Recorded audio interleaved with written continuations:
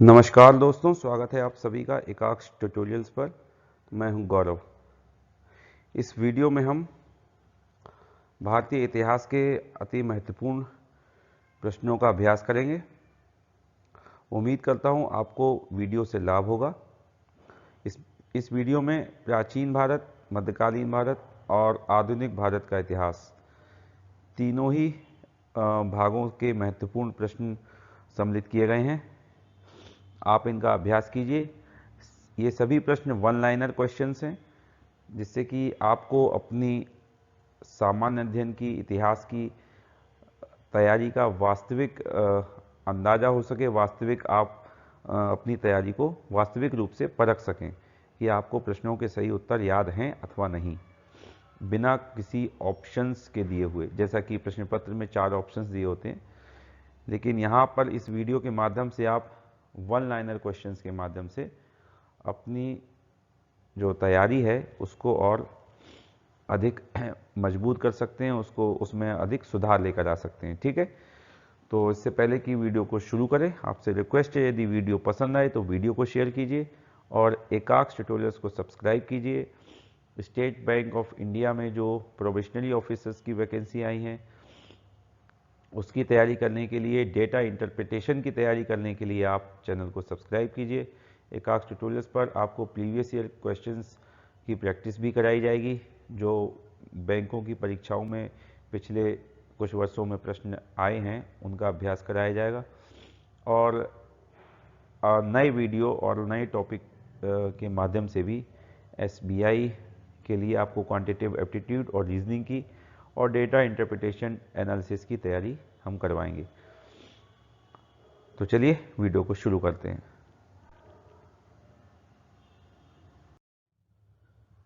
आज का इस वीडियो का पहला क्वेश्चन है, प्रथम आंग्ल मराठा युद्ध कब हुआ एवं उस समय बंगाल का गवर्नर कौन था?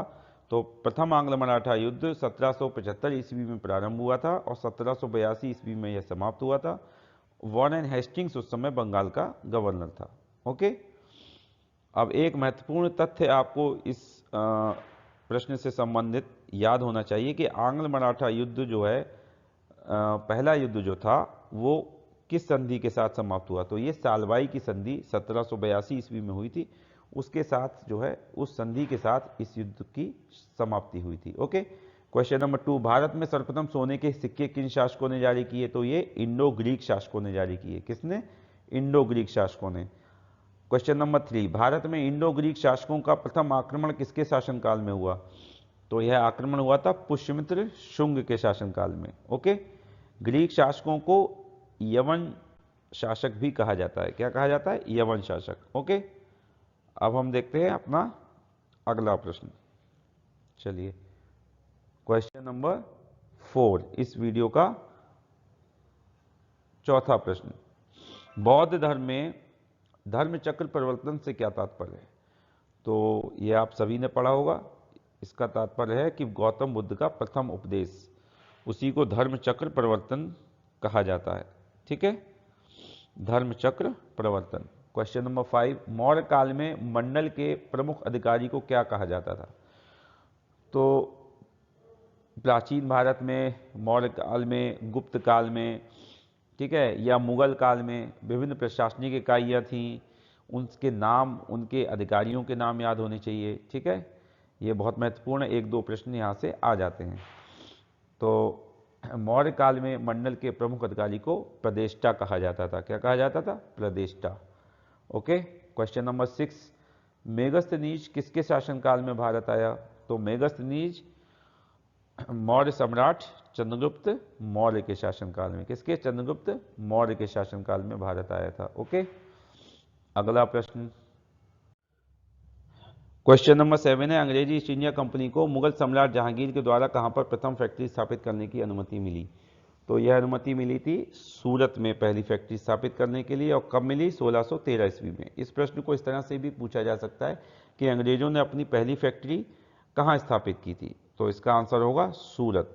कहाँ स्थापित की थी? सूरत में। ओके, अगला प्रश्न है क्वेश्चन नंबर 8, गुलामों के लिए दीवाने बंदगान नामक विभाग की स्थापना किस शासक ने की थी?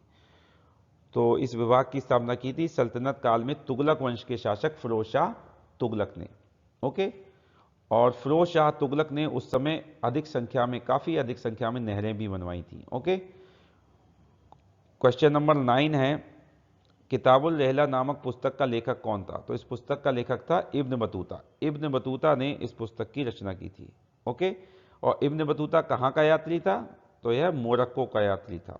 यह भी आपको याद होना चाहिए। और इससे संबंधित एक महत्वपूर्ण तथ्य और है कि मोहम्मद बिन तुगलक ने इसे, इब्न बतूता को, दिल्ली का काजी भी नियुक्त किया था।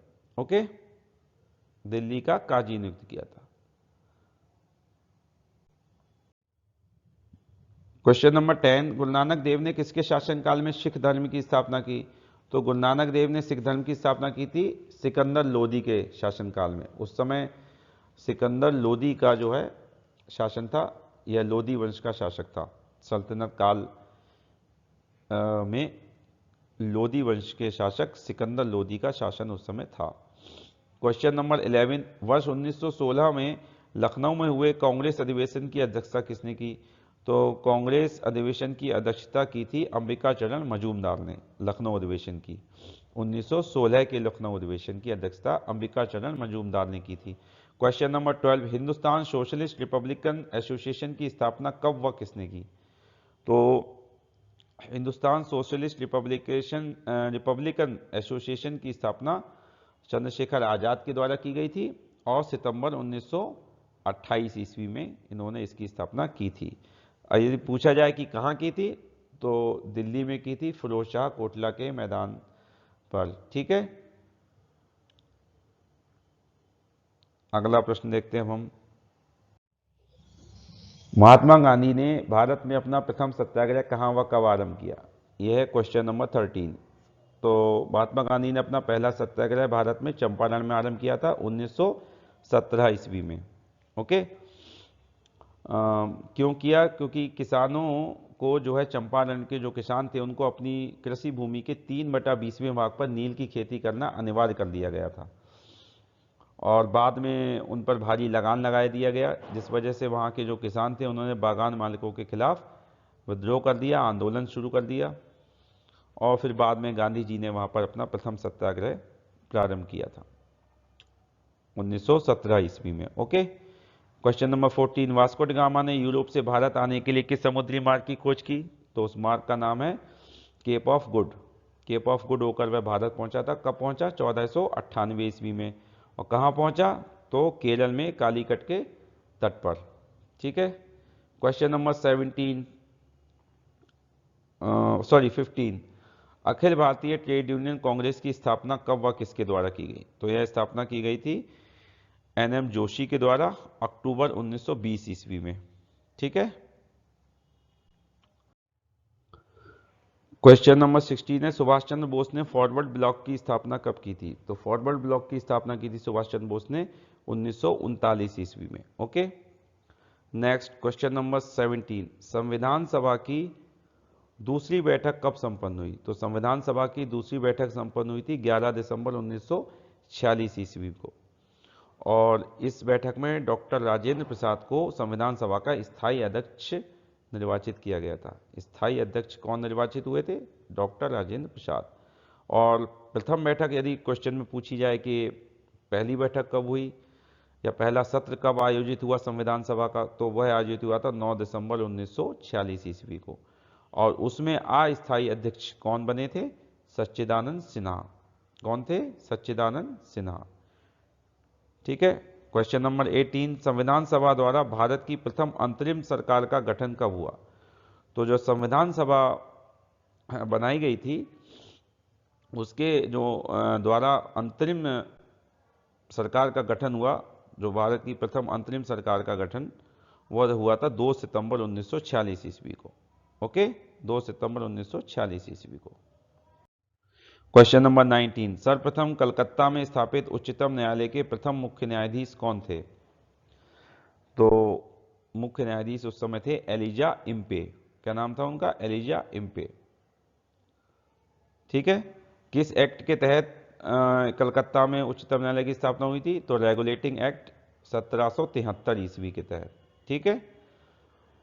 क्वेश्चन नंबर 20, किस चार्टर एक्ट के अंतर्गत बंगाल के गवर्नर जनरल को संपूर्ण भारत का गवर्नर जनरल बना दिया गया? तो उस एक्ट का नाम है 1833 ईस्वी का चार्टर एक्ट, और यह काफ़ी महत्वपूर्ण एक्ट है। ठीक है, इससे संबंधित अन्य तथ्य भी आप पढ़ लीजिएगा, उनको याद कर लीजिएगा। 1833 ईस्वी के चार्टर एक्ट से संबंधित तथ्य। Okay, question number 21, Fatehpur Sikri में इबादत खाना का निर्माण कब व किसने करवाया? तो यह करवाया था 1575 ईस्वी में सम्राट अकबर ने। मुगल सम्राट अकबर ने 1575 ईस्वी में इबादत खाना का निर्माण करवाया था। क्वेश्चन नंबर 22, पुरंदर का युद्ध कब व किन के मध्य लड़ा गया? तो यह 1664 ईस्वी में लड़ा गया था, शिवाजी और मुगलों के मध्य। शिवाजी और मुगलों के बीच लड़ा गया पुरंदर का युद्ध 1664 ईस्वी में। महत्वपूर्ण प्रश्न है, याद रखिएगा इसको। Question number 23, east India company के गठन के समय भारत का मुगल बादशाह कौन था? तो उस समय अकबर जो है भारत का मुगल बादशाह था, अकबर। क्वेश्चन नंबर 24, आश्रम व्यवस्था के अंतर्गत 3 आश्रमों का उल्लेख सर्वप्रथम किस उपनिषद में प्राप्त होता है? तो यह प्राप्त होता है छांदोग्य उपनिषद में। कितने आश्रमों का उल्लेख प्राप्त होता है? 3 आश्रमों का। ओके,